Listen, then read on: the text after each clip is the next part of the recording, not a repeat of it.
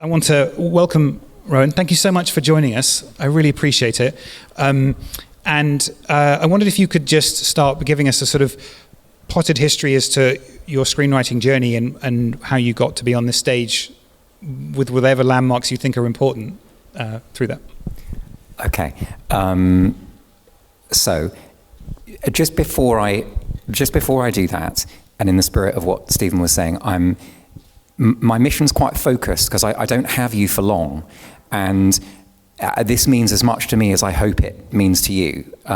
Not just because it's the chance to be geeky, but because what I want to do in this hour is I want to zero right in on the thing that I think whatever success I have is dependent on. I want to focus right in on the thing that I'm wrestling with now that means that I'm not wasting my time at the laptop, and that what I write is going to be paid for and go into production. So I want to zero right in on those things, and I want to talk about them forensically and clearly, and I want the people who leave here after this hour to think, preferably to feel excited, enthused, clear, focused. And this is, I would say this to anyone at any level. Like, I don't think the things I'm wrestling with change if you're super successful or if you're just starting out. It's the same thing applies all the way through. So that's why I'm excited, because I'm sharing with you this morning the thing that I was wrestling with yesterday. I started at 7 in the morning, I finished at 7 in the evening. It was pretty non-stop. I moaned and bitched to my wife about how much I hate my job, but actually I love it. I love it, and I want to share with you all the things I've learned over the last kind of year, basically.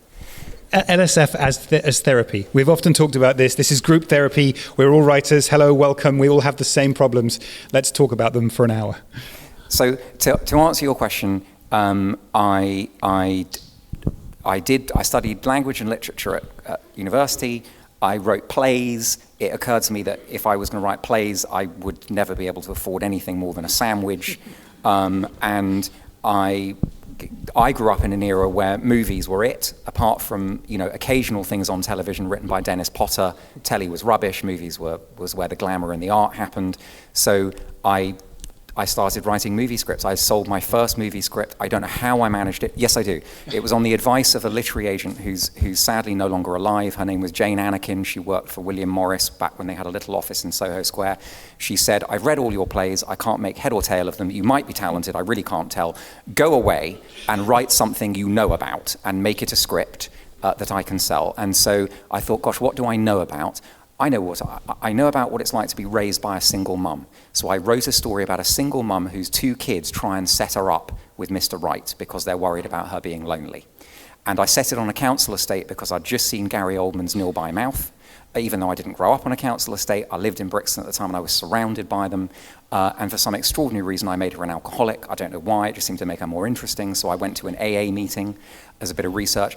And that script never got made, but it got handed round. It got handed to a director called Paul Pawlikowski, who has won Oscars since for movies like Cold War and Ida and various other things. So that's what got me on the journey. The next chapter of that is I started to resent giving all my scripts to directors because I thought I could do as good or better. So I elbowed my way into directing a movie called Brighton Rock. No, that's not happened. I got given a chance by Jane Featherstone, who's ran a production company called Kudos at the time, to direct a television idea I had called Secret Life. And basically they wanted the idea, and I got my agent to say, you can only have it if he can direct it. And back it was very low budget, it was very doable, it was a one-off single drama for Channel 4, so it was a realistic gamble to make, and it paid off, and I found myself behind the camera. And then I never really looked back. I carried on writing and directing, that's who I was, that was my stamp. I made a couple of movies. The movies did okay, but they didn't do amazingly. And as a writer, I was doing much better. I wrote a US box office #1 as a writer. It was the all-time lowest grossing US box office of I think in history, but I was at #1 for about 3 days. Whereas as a writer-director, it was more kind of like, it's good, but the reviews were mixed, and it's hard to survive unless you're right at the top. And that's one of the things I want to talk to you all about today is like how to get into that top kind of tiny percent that actually gets their stuff made. So what with everything else going on, I sort of drifted in a dignified and graceful fashion back into being a writer. And with everything that's going on in the world we live in at the moment and the way the industry is changing, that has served me very well. You know, I'm gung-ho writing, 24/7, 365 days a year, no regrets. If the chance to direct comes up again, brilliant, but my plate's full, and I hope I don't sound resentful. Better? Yeah. Sorry. There we go. You said you have no regrets, but you literally told us that yesterday you were bitching that you had loads of regrets about being a writer. This is the life of being a writer, right? Yes. I have no regrets other than this, and this, but I love it. Yes. I told you he was one of us. That's it. I only hate me and everyone else. And everything I'm doing. I don't have any problem with anything. Yeah. So yes, it is. I think you're right to raise that, because the one thing I want to say before I kind of go into this is, I wrote a movie that never got made for Ron Howard. And I remember Ron Howard saying to me that he didn't think that what divided the successful from the unsuccessful in this industry was talent. He said there's a lot of talented people out there. The question is, why do some make it and why do some don't? Why? Wow. Okay, I can't speak English. It's a first draft. It's fine. And we'll get it punched up. His theory was that you had to love your job with a kind of insane passion. And the reason you have to love it is it's like you have to love the person you marry, because marriage is hard, and it's only the love that will get you through the hardness. This is an incredibly hard job, being a writer. It is incredibly hard, because what you basically do is you fail at every single stage. And what I mean is, well, we'll go into what I mean in a minute, but you have to be prepared to work really, really, really, really, really, really, really, really, really hard. And that's probably the first thing that I need to say, because I think the people that aren't prepared to do that won't succeed. You have to be absolutely bonkers to do it. But given that you're all here on a Saturday, it's too late. You're already one of us. So let's do it properly, I think, given that we've got this bug. Do you want to set the terms of these two projects so these are actual projects you're really working on now, but we're going to, and everything you're going to say is true, but you're obviously going to be cagey so that you don't get fired from them, which would be a terrible outcome for a talk on a Saturday morning. So how are we going to what can you tell us about these two projects that you're currently working on? Okay, so they're both thrillers, which I think hopefully that's exciting for everyone, because I think it was probably advertised. And also we'll maybe speak in a little bit about why I think thriller is the ultimate genre. I think it's sort of often viewed as a B genre or a subgenre, or somehow with less integrity than drama. But I think that all good drama works like a thriller. And I think Alfred Hitchcock thought that as well, but I'm not a geek in that way. So we're going to the two thrillers. One we're going to call Project A. And all you need to know about Project A is an 8-part first season television show for a streamer. And then we've got Project N, and Project N is a 90-minute one-off movie, also for a streamer, but everything is these days, right? So hope that those terms are clear. Yeah, very good. And if we think we've lost them, if we think we've lost the connection with them, we'll go back and repeat those bits. But functionally, that'll be useful. So let's define terms then. So there's a particular part of development and the development process that we've been talking about that we want to talk about today and that you're going through. And to set it up, one of the things that we were talking about was the idea that in America, there is a particular thing called development hell, which is a particular sort of cycle of getting notes and never getting anywhere, and it's just sort of not really happening. And in the UK, I've realized that people use development hell to mean development. Just development. So I'm hoping we can split up development into more nuanced more landmarks and more points along the journey. But do you want to explain specifically the from where to where are we going to talk about today in the creation process? Okay. So what I want to cover in this short time is I want to get you from the idea, so that I'm going to assume that's the beginning, right the way through to your first set of notes when you've handed in the script that you love. Okay, and I'm going to weight it all on everything that happens before you write the first draft of the script. And the reason I'm going to do that, which I shared with Stephen, is for this reason. I think that all the hard work, all the magic, and all the teeing up for success happens before you write fade in on your script. It all happens with various bits of paper before you go to script. And I cannot emphasize that more. Now, remember, I'm not giving you advice. I'm not selling a formula, but I am passionately and earnestly telling you that this is how I stop myself failing. This is how I'm able to pay the mortgage off what I do. Okay? The secret is, the first thing I'm telling you is forget the script. Now, the analogy I want to give you when I say forget the script, let me give it a little bit of context, is think of it as a long jump. So what I'm going to give you, a long jump works because the athlete has a run-up before they jump. So the jumping moment through the air is the script.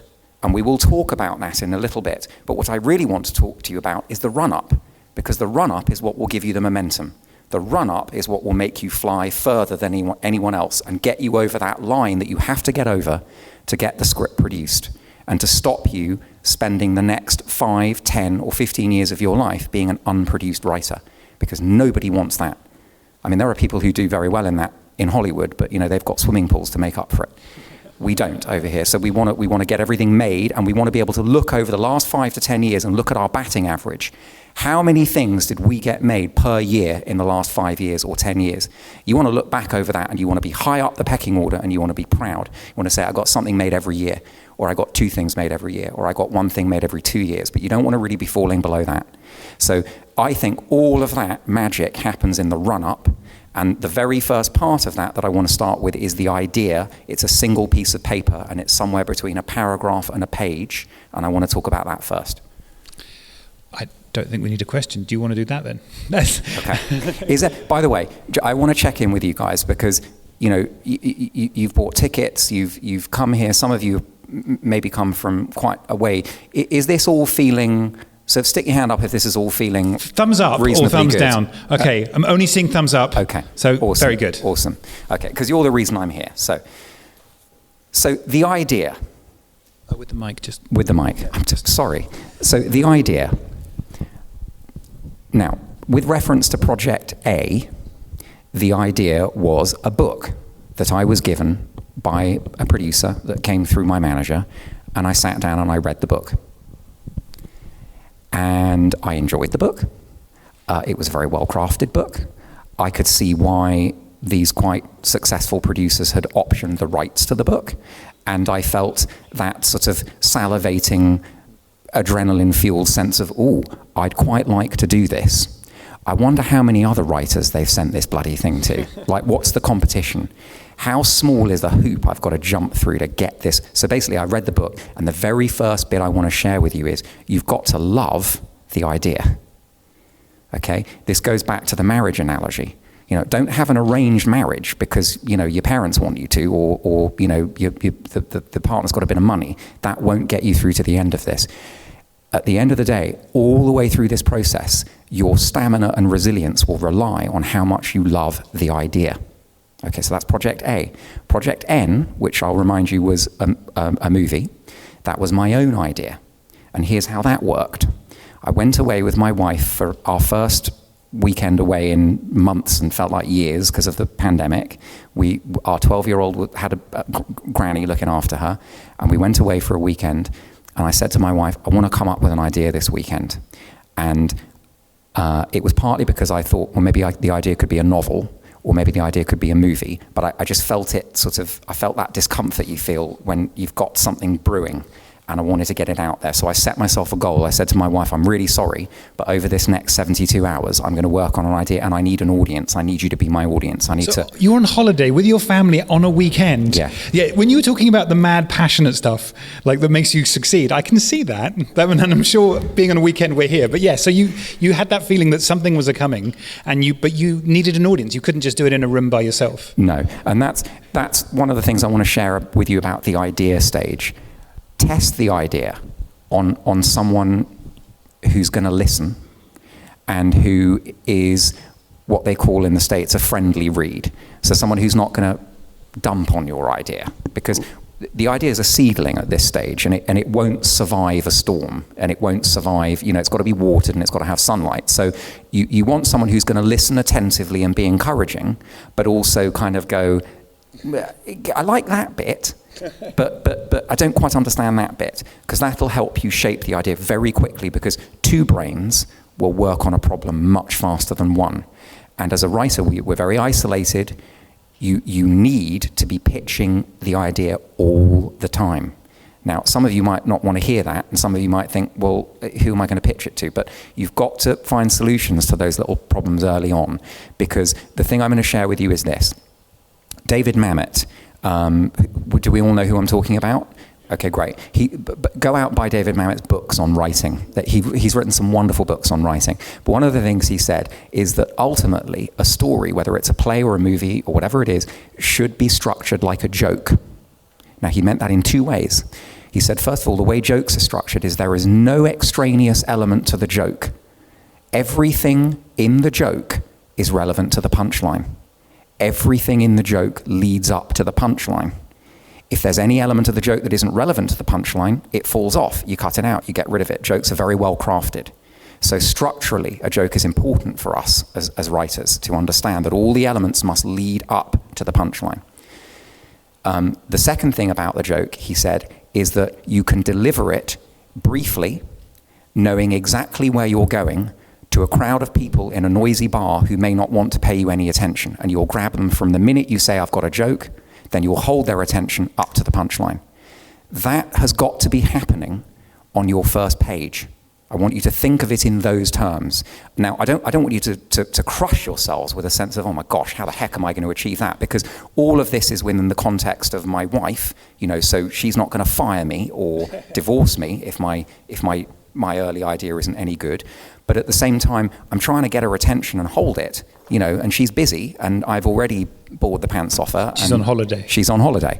So I want to say to her, is this interesting to you? Like, have I got your attention? Is this cool? Are you liking this? Oh yeah, no, I really like that. That's given me goosebumps. And then I want to practice pitching this whole thing in a paragraph or half a page. And I want to start there. I've got an idea.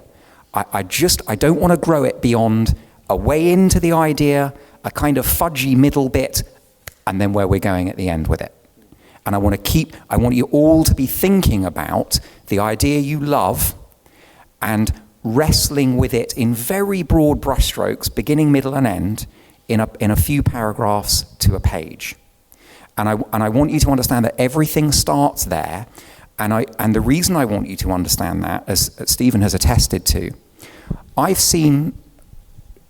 we have witnessed people sitting in cutting rooms of very expensive shows and movies trying to figure out what story they're telling in the cutting room.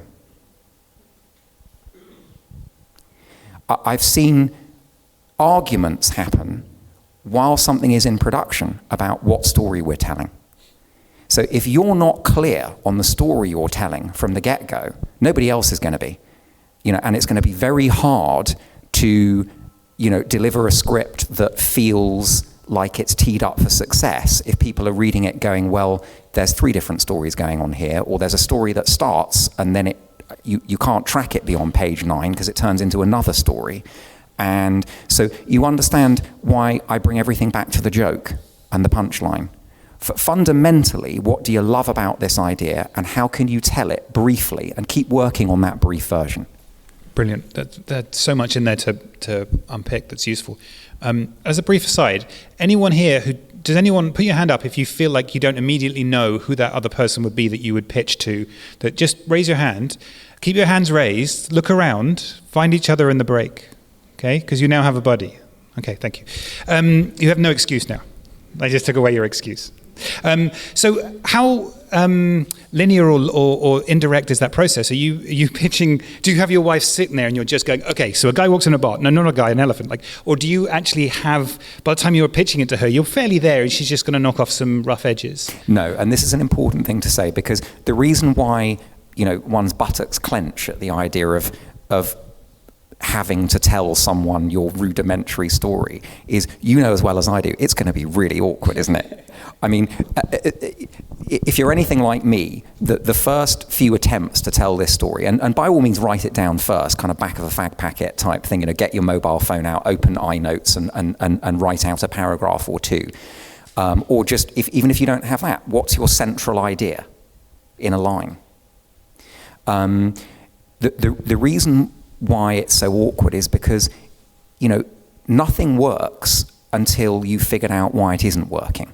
So you have to fail. The reason why the joke analogy is misleading is I don't want you to think you've got to go in from the get-go, grab everyone's attention and deliver the punchline, whatever the heck that is in story terms, and we'll get to that in a second. But what I do want you to do is I want you to get to the point where you're looking someone else in the eye and you're going, I've got this idea, and the other person is going, well, come on, what is it? And you go, well, it's not really very well formed, but it's to do with, what if there was a person a bit like this? And the other person's going, yeah, okay, it was a person a bit like this, and this thing happened, and the other person's like, yeah, and you go, and then as a result, they have to do, wait for it, they have to do this. And the other person goes, oh, no, I don't like that. That's really offensive. Or they go, no, you got me. That's interesting. And then what happens? And you say, I don't know. I don't know. But I know there's a sort of bit of argy-bargy with so-and-so. And then I was thinking the end would be a bit like this. Or I have no idea what the ending is, but I know there's this really cool moment when this happens. So you see, what I'm saying is, the joke part, the fag packet sketch, the one paragraph, it doesn't need to be complete, and it won't be. All that I want you to do is I want you to get to that goosebumpy stage where you understand the bits that you think are really cool about your story, and I want you to force yourself to start trying to communicate it as a story to someone else, because you will immediately realize in that little communal experience which bits really are cool, and which bits you thought were cool but no one else does, and which bits of your sketch really need work, and where the gaps and the holes are. Because when you go away with your rudimentary sketch and you share it with someone else, and they respond to it, you will immediately find yourself wanting to get your notes out and going, oh, that person had a really cool idea. And I've just realized, as I was telling you, that bit needs to be changed. And of course, it's not a hero, it's a heroine. What was I thinking?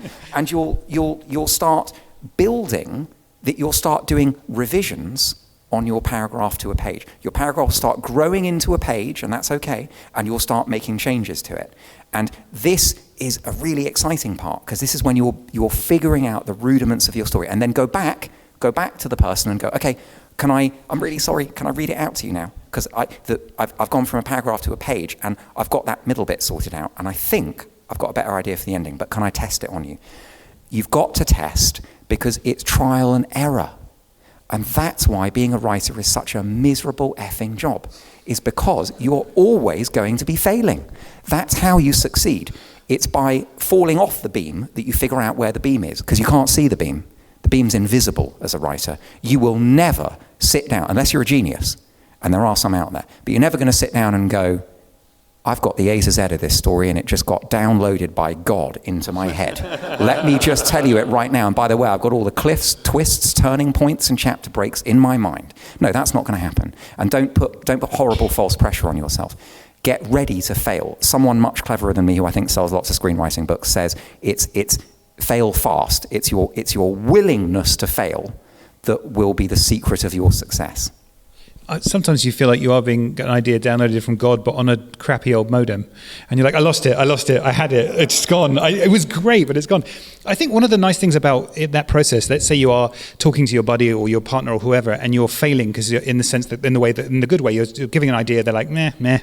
When you actually hit the right idea and they go, like the more you failed, the more honest that moment is, because they were bored and sick of this process. But then you've got them an idea that's so good, that's got over all of that, and then it's got them hooked. So it's almost like the more you fail, the easier it will be to spot it when you don't. So I feel like that's quite a forgiving process. You're just storing up the potential energy for when you do crack it, and they're like, suddenly they go from this to, and then what happens?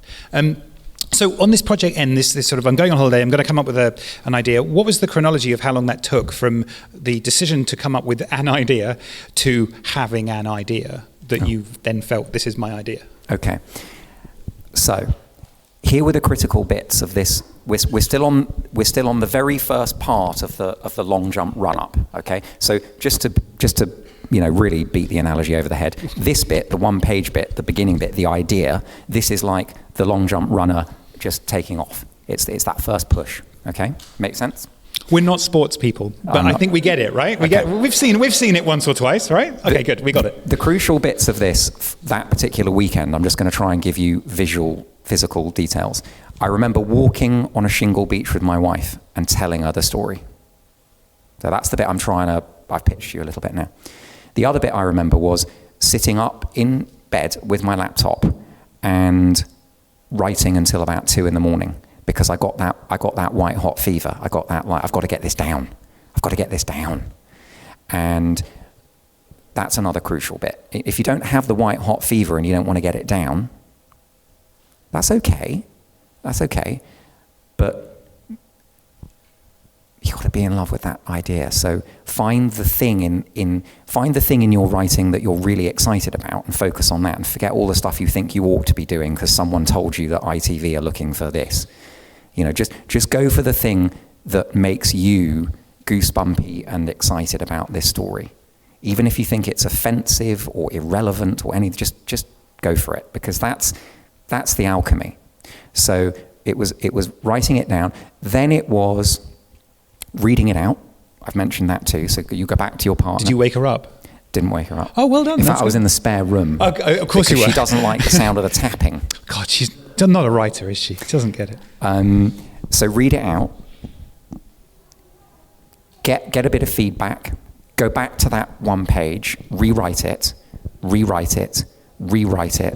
Because once it starts to have a beginning, middle, and an end, the writer in you is going to go, that bit's a bit weak. I need to kind of work that up bit. Let me explain about this rewriting bit, because it's the same all the way through. So let's say you've got your 1 page, you've pitched it a couple of times, you've got a bit of feedback, and you're working on a successive draft of it. Everyone with me? Okay. What you're going to experience is the fundamental challenge of being a writer. The fundamental challenge, which is there are parts of the story you like. It may only be one part that genuinely excites you. And in order to deliver that part to the audience, you've got to write loads of other parts that lead up to it. And then you've got to write probably loads of other parts that sort of pay it off and have some kind of an ending. Now, that's okay. That's our job. If you can bifurcate that, look at the thing you love and crack it like a nut and break it into smaller elements. Can that one bit that you love actually be 2 bits? Can you then crack it into 3 bits?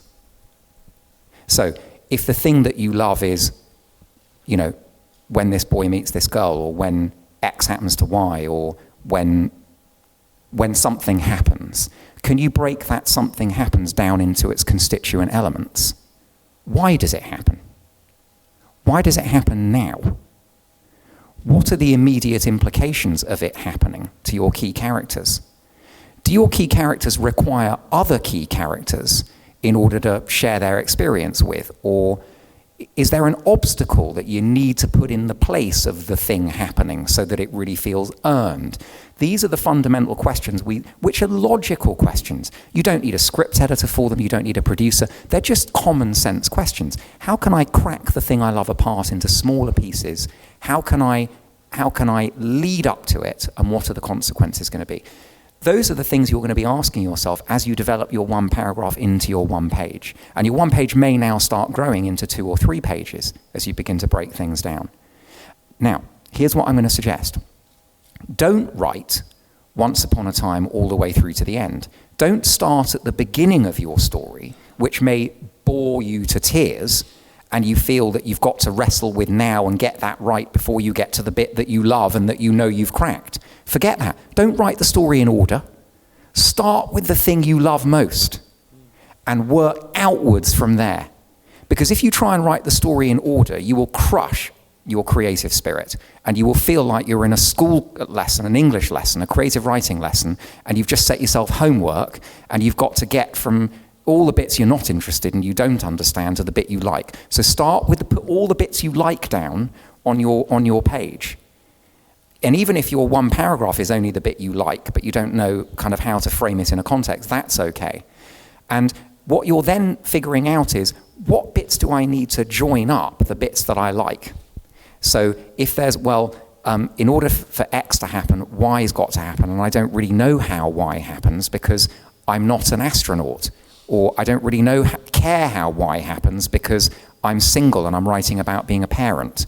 Okay, well, at least you focused in on the problem. You can say, I need to get interested in this part of the story. Because if your story's peppered with bits you're not invested and interested in, it's bringing everything else down, and it's framing the thing you love and that you've written well in the context of something boring because you're bored by it. So find a way to get interested, and often what that is research. If I don't understand how this bit of the story works, don't fudge it. Just put a placeholder in going, this happens, and I don't understand how, but I'm going to figure it out later. I'm more interested in the bits that I'm interested in now. And I'm going to get all those working until it's got to the point where the page has got 3 clear holes in it. You know, the marriage ceremony. I've never got married, I don't know how it works. You know, the rocket takes off. Actually, this bit's got to be plausible, and I'm not an astrophysicist, so I don't know how they navigate. And build yourself in your writer's schedule, okay, tomorrow I'm going to spend 2 hours looking at astrophysics. You know, or tomorrow I'm going to have a cup of coffee with someone who recently got divorced and find out what it's actually like rather than what I think it's like. Because if you're writing about what you think it's like and you haven't invested in the research, you will be writing cliche. And the cliche will, again, lower the resonance and power of your story. I love this. I love the idea of writing from passion, writing from what you love, and expanding the love rather than filling in gaps. And I also think it reflects the writer's lifestyle, that you've got a to-do list, which is, you know, write 3 pages, date an astronaut, you know, ask astrophysicist about rockets, you know, finish typo checks. So just because I want to make sure that we get through to we set ourselves a very narrow part of development, and we're still on the very early part of that. So let's say you've got your story and it's down to however many pages you think it should be, 1, 2, 3, whatever, and it's passed the wife test. You haven't ruined the holiday. She's gone, all right, fine, I was a bit annoyed, but it's quite a good idea and I quite like that. What happens next? Okay, so if you've turned your one paragraph into a page and you've done everything I'm talking about, which is you've filled in your gaps so that you have a complete story, you have something with a beginning and a middle and an end. And I've not got into genre, and I've not got into specific things like cliffhangers or twists or reveals or any of that, because I want to. I want to be maximum use to you now in a brief period of time. But let's say you've got a 3-pager. And it just, forget all the technical details, the light bulb moments, whatever the heck those are, just forget all that. If those 3 pages interest you, you know, and you love them, and someone else is interested by them, then you've got your pitch. You've got your pitch. That's what the 3 pages is. It's in 5 to 10 minutes, I can say, I've got a story with a beginning, a middle, and an end. And I know the story I'm telling. And I'm passionate about it, and I've tried it out on a couple of people, and they think it's good too, so I'm ready to go. Now, where do you take the pitch to? That's a separate discussion. That's the professional side of the industry. But what you want to do is you really now want the pitch, I think, is ready to be read by a literary agent or one of those kind of functionaries in the industry. That sounds like I'm insulting literary agents, but I mean someone who serves an important function for us as a writer, someone who is going to say, or there's a market for this. Because ultimately, we're going to have to take the cow to market. If there isn't a market for it, there may be a really good reason, and you shouldn't be crushed. Maybe you move on to something else, but you've learnt a lot about the process, or maybe there's a market for it if you just make the heroine a woman. But either way, you've got a pitch document, and the next stage is you're increasing the professional acumen of its feedback.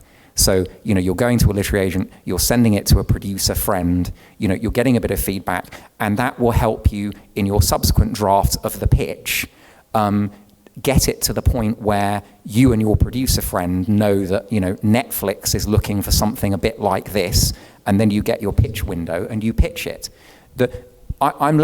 I can be less helpful to you on the producer friend and what Netflix is looking for. Those are challenges we all have to go through. What I hope I've done is help you get to the 3 to 5 page pitch document and how you get there, and more to the point, make you understand it's not a sales document first and foremost. It's the spinal column and the organs and the heart and the blood. It's the life of your project as a storyteller. And you're going to go back to that 3-page pitch document. Well, in fact, you'll probably never look at it again. But the point is, you've set proper foundations. You're standing on solid foundations as a writer, and you know the story you're telling, and you're the master of that story, and you're excited by it. That's the stage I wanted to get you to before we go on to the next one. But what's interesting there is that the temptation for many writers might be, I want to crack it first, and then I'll start telling people about it. I want to write it, then I'll start pitching it. And whereas you're talking about being open the entire time, not to everyone in all contexts. You're picking loved ones. You're doing it in you're not being too open, but you are still talking about always testing at every stage. That's quite scary, isn't it? It is quite scary. And obviously, I just want you to be open to a level of discomfort and to understand that you're never going to get it. I mean, that you're not going to sit down and write a brilliant story in one go. You're going to have to write millions of versions of the story. Even T.S. Eliot said writing is in the rewriting. So I think what's important is to understand something about this process that I want to sell to you. This process is the sketch. So another analogy coming. This process is the sketch, and the screenplay is the painting. Now, the reason why it's important to understand that analogy is that it is much easier for you to change a 3 to 5 page document than it is for you to change a 90-page script or a 60-page script. Because 60 to 90-page scripts, no matter whether or not you've got some tool from Final Draft called Scene Navigator or some other crap like that, it's hard to see the whole story in your head when you've got a 90-page script. Very hard. If I move scene 4 to scene 50, it's very hard to know what the implications on the whole ecostructure of that piece is going to be. Whereas if I've got a 3-page document and I move paragraph 1 to page 2, I can pretty quickly see what's going to happen. That's why I want you to linger in this part of the process. The more work you do here in the run-up, the longer the run will be. The more successful the script will be. I aim to get to the point where I'm writing a first draft where I know so much what I'm doing that I sit down with my outline, and I'm going to get onto the outline now, and I literally cut and paste it 1 paragraph at a time into Final Draft. And I say to myself, how can I turn this paragraph into visual information and dialogue?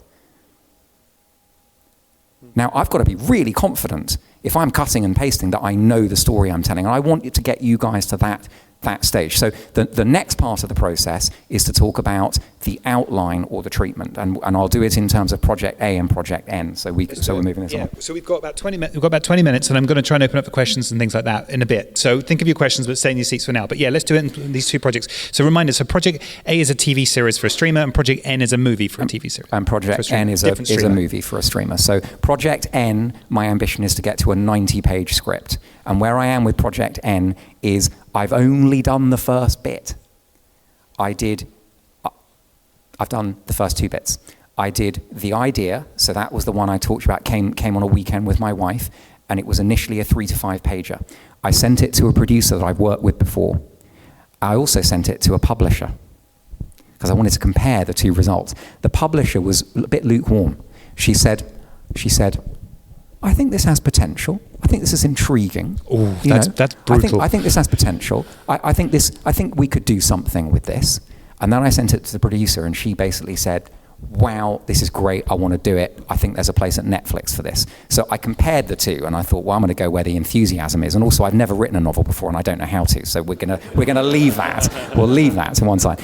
So she liked the 3 to 5 pager, and then I sat down with her. So you've got your collaborator now, you've got your pitch, and the idea is, how can we grow this pitch document into something that I can actually pitch to a real person from Netflix? And what I did was I grew the 5-pager into a 12-pager. But I want you to consider that 12-pager to be stage 2, and I want you to think of the 12-pager not as the idea, but I want you to think of it as the outline or the treatment. A treatment's a great word. It's an old-fashioned word. It's probably out of date now. But treatment's a good word because what you're doing is you're taking that initial idea, you're taking that 3 to 5, that 1 para that then became a 3 to 5 page doc, and you're turning it into the sweet spot for me is 12 to 15 pages. I know that sounds formulaic, but it's worked for me for years. If you're drifting into 17 or 18 pages, you're probably going into too much detail. If it's an 8 or 9 page, it might not be quite enough. 12 to 15 pages seems to work. I know it probably sounds a really kind of odd thing to say, but it's the sweet spot for an outline or treatment for a 90-minute. And actually, it's worked quite well on Project A for 8 hours of television, 8 one-hour episodes. A 12 to 15-page document was what the streamer wanted, and a 12 to 15-page document was what the producer wanted to prep us for our pitch to Netflix. Now, what are we doing in the 12 to 15-page document? This is what I want to zero in on now. You're going to focus on 2 things. You're going to focus on the content, and you're going to focus on the structure. And you're going to be thinking about structure at a much deeper level now, because you could kind of get away in your 3 to 5 page document with a beginning, middle, and end structure. But when you're in 12 to 15 pages, now we have to start looking at what in your very first scene, or the very first bit of story element that you're putting down, what keeps me reading? What makes me think, wow, this is an amazing story, I need to know what happens next? That's called the hook or the way in. So I want you to be thinking in your outline about the hook or the way in. And if you don't have a hook or a way in yet, that's okay. Do what I said before. Write the hook or the way in, ? Don't know yet. And move on until you get to the bit of the outline that you thought, oh, I'd always wanted to expand that bit into kind of 2 or 3 pages. But that idiot at the Screenwriters Festival told me I had to stick to 5 pages. Now's your chance to let rip on expanding all the bits of the story you like. But you've got to expand it with structure in mind. Now, here are some structural ideas. Don't go beyond 12 to 15 pages if you can help it for this pitch document or outline or treatment. Don't forget things like twists, cliffhangers, reveals, and reveal is really just a twist. A twist is like a sort of, in my mind, a twist is like a sort of super reveal.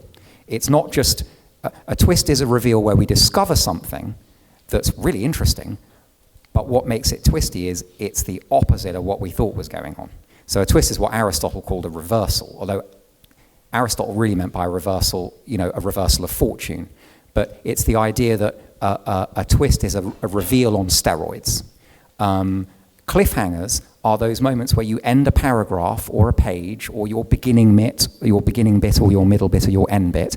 A cliffhanger is your conscious attempt to say to the audience, I bet you want to know what happens next. That's all it is. I bet you want to, and they can be really subtle. Cliffhangers don't need to be, action thriller cliffhangers. They don't need to be, is my hero going to live or die? Although those are great. It might be, will she say yes? It might be, what are the results of the test? But whatever it is, be conscious of those. And I'm giving you these are structural points. You need these points to make this 12-page document sing. So I know I'm going straight into technical nitty-gritty, and I'm sorry, but I'm doing it. Okay, so cliffhangers, reveals, super reveals, or twists, the hook or way in. What's the midpoint? What's the midpoint of your story? I hate this. The midpoint is my least favorite thing in the world. But the reason why the midpoint's important is that the middle of your story will always be the soggiest, vaguest, and muddiest section of your story. It'll be the bit you don't want to write that's full of the bits you weren't interested in to get you from the really exciting opening to the really exciting climax. So the reason a midpoint is useful is I want you to ask yourself this question. What happens halfway through my story, geographically? If it's a 12-page document, what happens on page 6?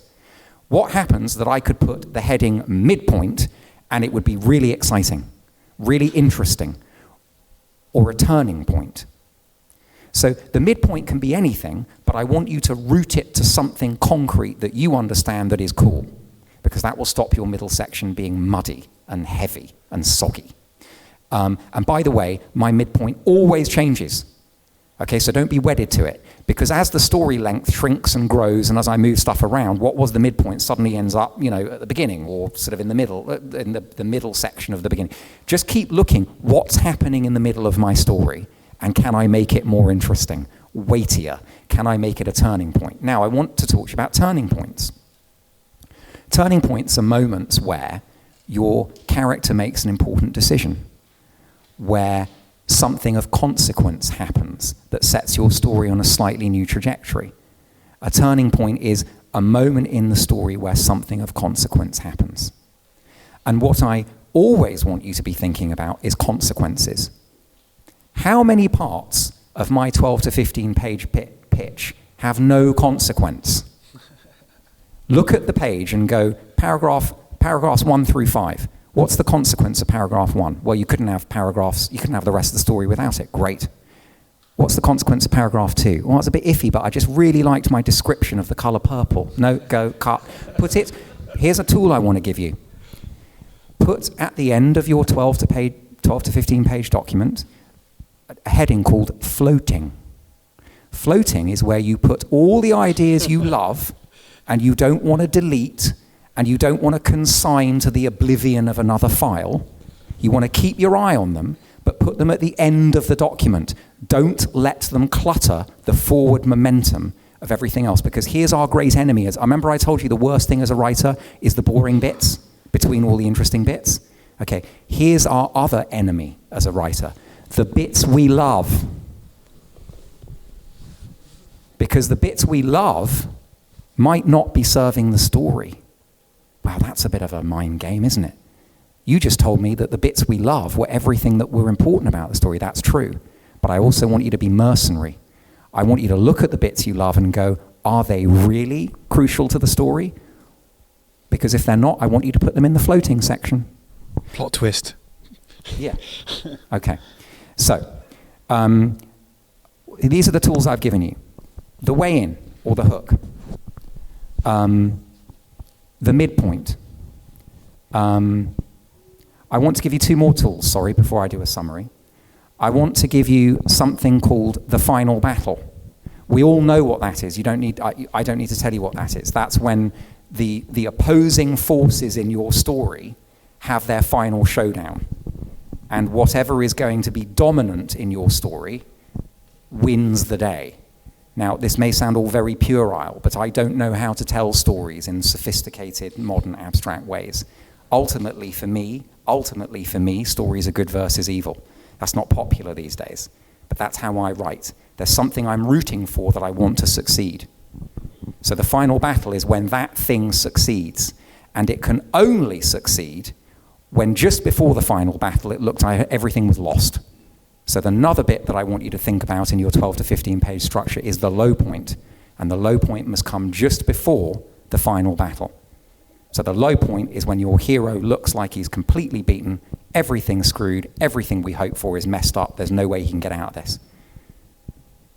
Now, if you've got a low point, that's going to force you to go, well, how does he get out of it?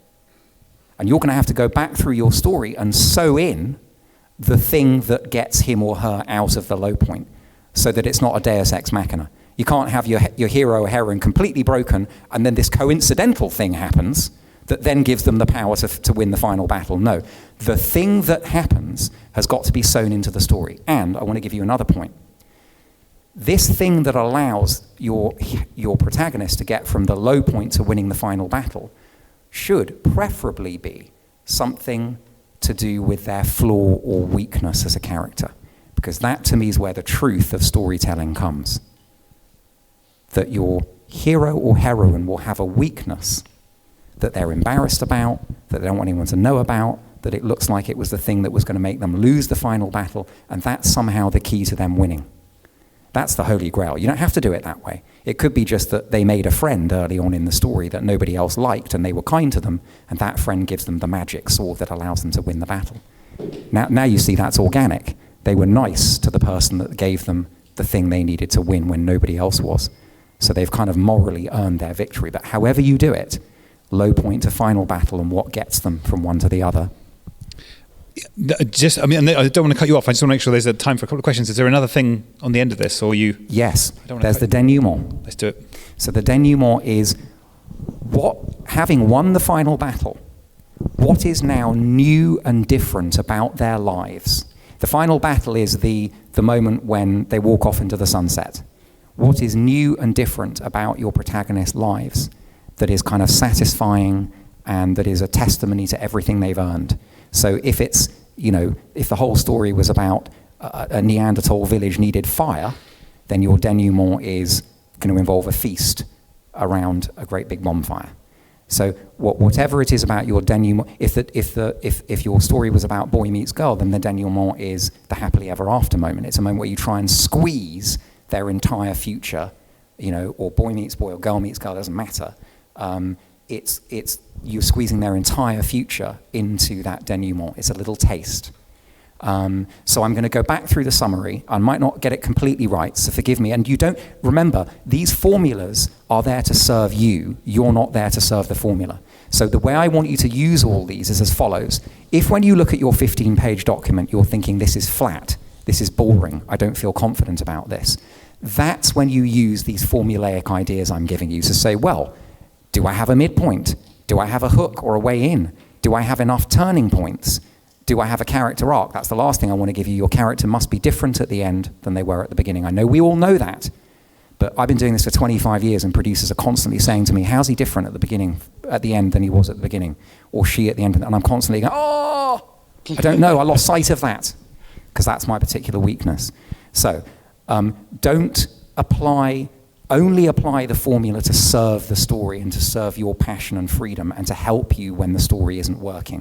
Don't think, actually what I need to do is arrange these formulas in the right order on a page and then kind of fill in the blanks, because that won't work. It's the spirit of the process is your creative freedom and individuality. The technical aspect of the skill is, can I deploy these formula to my benefit? So we're going to go through them quickly. The way in or the hook, the turning points. You might want to, by the way, structure 3 acts, so you've got a beginning, a middle, and an end. You want a quest. I mean, listen, I'm not the person to go to for all these. You'll get them much better from screenwriting books, but these are the tools I use. You want a quest. You want the reason why the hero doesn't want to go on the quest. You need the reason why the hero must go on the quest, the stakes. So he or she will make loads of objections about why they can't do it, and then there's going to be a real reason why they have to, and that's got to be visceral. We've got to care as the audience. Then you're going to have the moment where the quest begins. It's the famous moment they talk about, you're no longer in Kansas. It's quite good if you can change location or get some kind of movement going on or get some qualitative change to the story somehow. The quest beginning. Listen, better writers may not need any of these things, by the way, and I'm sorry if this is just awful and embarrassing, but I'm giving you what helps me. I go through them as a checklist. Once the quest is underway, I'm looking at turning points, I'm looking at consequence, I'm looking at reveals, I'm looking at twists, I've got a midpoint, I want to pepper the story with cliffhangers. I want to always be asking myself, where's the threat coming from? And if there's no threat, where's the conflict? And this will pay off when you hand an actor a script. If there's no conflict in the scene and it's a good actor, the actor won't want to do the scene, because an actor needs something to be in conflict with. So where's the conflict? Turning points, cliffhangers, twists, low point, final battle, denouement. There's enough to be going on with, but it's the point of this. I just want to say the point of this was not to give you. None of that's fresh information. You all know that, and you've all read it in books. But what I want you to understand is that I use these things to shape the 15-page document, to give it a shape and to make it marketable and to make my story better. But this is also what I want you to understand, that ultimately, as you're working on this 15-page document, the 2 things I started with are the 2 things that will be in play, the content and the structure. All those formula I gave you were structural techniques. As you deploy them, let's say, for example, you realize you want a big twist round about here because your story is boring. If you want a twist, you may need to change the content. You may realize that your idea needs to be slightly altered in order to deliver that twist on page 6. So what I'm trying to get you to understand is that the big picture here is that your idea, your content, the content of your story will change and develop as you muck about with the structure. And likewise, your structure will change and develop as you become clearer on the content of your story. And what I'm trying to get you now finally to is a point where you have a 15-page document where you think, ideally, I'm now commissioned to write this, but even if I wasn't commissioned and it was a spec script, I feel like I can import paragraph 1 of that 15-page document into final draft, and now I'm at the point that Rowan told me I'd be at. I'm at the point where I've had a long run up and I built loads of momentum, and now I'm jumping. And as you jump into your script, you will jump into it not wondering where the story's going, thinking, I'm so good with dialogue, it'll come to me. You'll be starting the script knowing that I'm writing a script and I know roughly where it's going. And by the way, you don't have to start the script in the middle either, in the beginning. You could start the script at the scene you're most excited about. So when you cut and paste your paragraphs, you don't have to cut and paste paragraph 1. You could cut and paste paragraph 19 on page 6, because that's the one you're dying to write. And if you do it that way, you'll end up with 30 pages of script full of stuff you love, and you've only got another 20 pages or 30 pages to fill in of the bits you didn't love. And you see, I'm trying to give you momentum. What a journey that is. It's so easy to dismiss development and to say, and to jump into this idea that writing is typing and, where's the script? Because at no point have we got script. You ended all of this on, and now you start the script when, we would traditionally think that's when the writing begins. But when you do, you, like with your analogy, we've got so much momentum, we know where we're going, we feel comfortable, but also we've ironed out things that we don't want to be ironing out in the edit room. That we don't want to be audiences telling us this makes no sense or whatever. And I also personally, as a writer, love the idea that there's a time for passion. There's a time for, I just love this idea and let me try this. And it's like you're on a shingle beach and you're chatting with your partner on your holiday. And then there's a bit like, where's this? What's the consequence of that? And it's all you doing it to yourself. But there is a time and a place for all these things. And towards the end, they become symbiotic and you might be playing with them. But each of them you fully immerse into. When you're trying to come up with that early paragraph or that early sort of idea, you're not worrying about structure at all, right? You're just trying to worry about something that's going to, be the 406th idea you pitch to your wife and she really wants to go to the beach, and that's the one that works. Is that a fair summary of Very, very fair. Okay. And stick your hands up. Whoever found that helpful, I just want to go. Okay, awesome, brilliant. Because it's so hard for me to know, and I'm so grateful to you guys for even being interested in this thing. So thank you. I think the biggest thing we're annoyed about is that it's not 4 hours long. So as in we could carry on for a long time. Ollie, yes. My question is, firstly, Rowan, thank you for your generosity of ideas and everything and passion. Really appreciate it. Would it be fair to say that the whole thing about the run-up, doing that run-up and putting that work in that timing is kind of like a dance between structure and event and sort of character, meaning and content, so that they're both working together? That's kind of what I've heard. Is that how it feels like to you when you're in that development process? Or not? Okay, that's a really good question. I don't quite know, is my honest answer. And the reason why I don't want to divorce character from plot, I don't think character and plot are quite the same thing as content and structure. Because to me, character and plot are all content.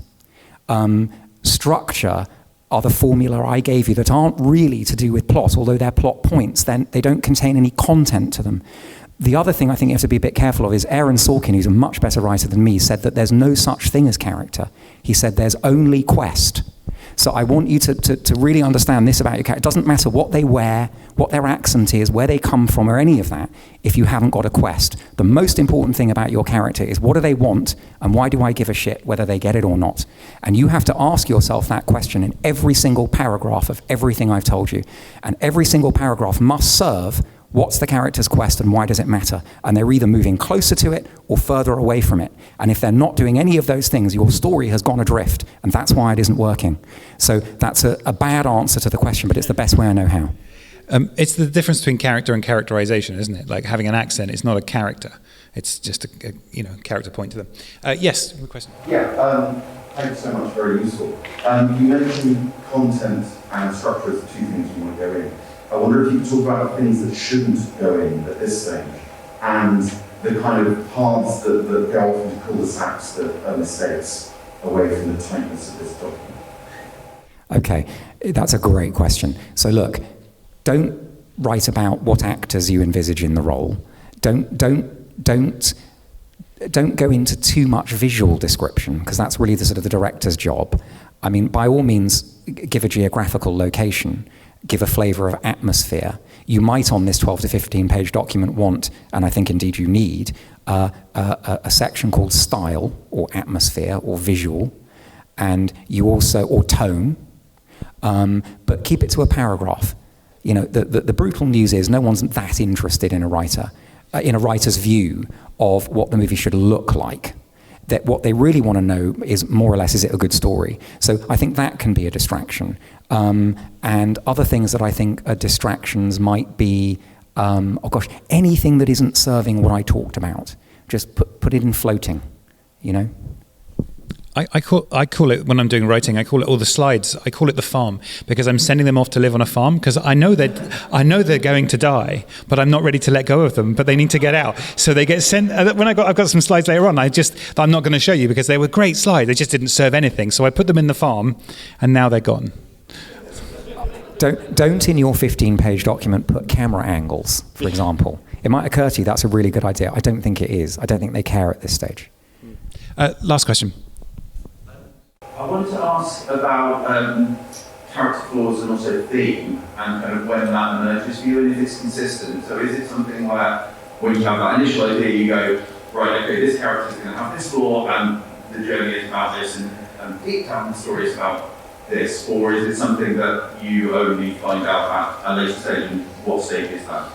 That's a really good question, because I forgot to mention theme. It's another weakness of mine, like character arcs. What's the theme of your story? Now look, I only learned this about a year ago. I didn't really understand what theme was, and I think I'm so clever, I don't understand myself half the time. So, theme, I didn't know what theme was, and I sort of fudged it for about, 15 years. So, I mean, to a certain extent, maybe you don't need to worry, but I did learn from listening to, what's that podcast with screenwriters?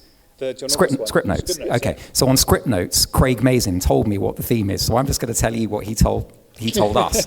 He said that theme was the dramatic argument, and the dramatic argument is in a line. What's your story about? Now that's quite interesting, isn't it?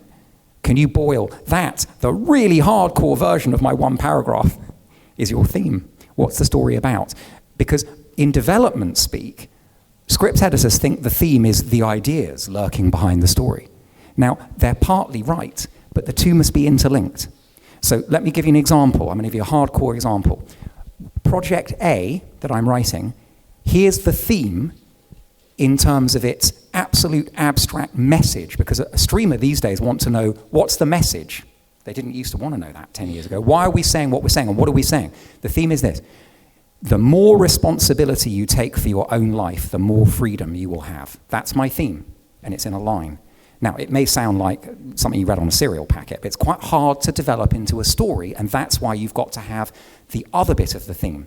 The theme of Project A is a professional thief who is addicted to stealing. That means he hasn't been able to perform his craft or his trade for 17 years because he's been clean of stealing and working a program of recovery for people addicted to stealing. And then he's asked to steal something. Okay, so you see how on earth does my theme A overlap with my theme B? Because the way he's kept himself clean, the program of recovery he's worked, has all been about taking responsibility for his life and stopping blaming others. He grew up in a difficult situation, he ended up in jail, and he became clean of crime when he took responsibility for his life. So I'm saying the theme is important, but it's got two wings. It's got the, what are we saying? Why now? What's the message? And then we've got, how's that embodied at the level of character and story? And they should both be really crisp. And bear in mind, don't be hard on yourselves. Those ideas will develop all the way through this process, but you should be clear, roughly clear, when you get to the pilot or the film script. If that is on a cereal packet, it's like muesli or something miserable, right? Because you're just throwing it away, but it's not going to be on the side of Cocoa Pops. We're out of time, but I would really like to extend a huge thank you. You've been so generous with your time. You're actively in doing these projects. These are things you're challenging, and you said I don't know many times, which is amazing because it's the vulnerability and the openness and the honesty that, it's a hard process, and it's not there's always a construct of the stage and the audience, and that's not the way it is. It's an ongoing symbiotic process of us doing it, and I know that you spent time thinking about it and walking here, and we structured it. So I really appreciate that you brought both the passion of the idea, I'm going to come and talk to these people, and then you structured it correctly so that we would do it, and I appreciate that. So guys, could you give us a huge round of applause, please, for Rowan? Thank you so much. That's a real round of applause.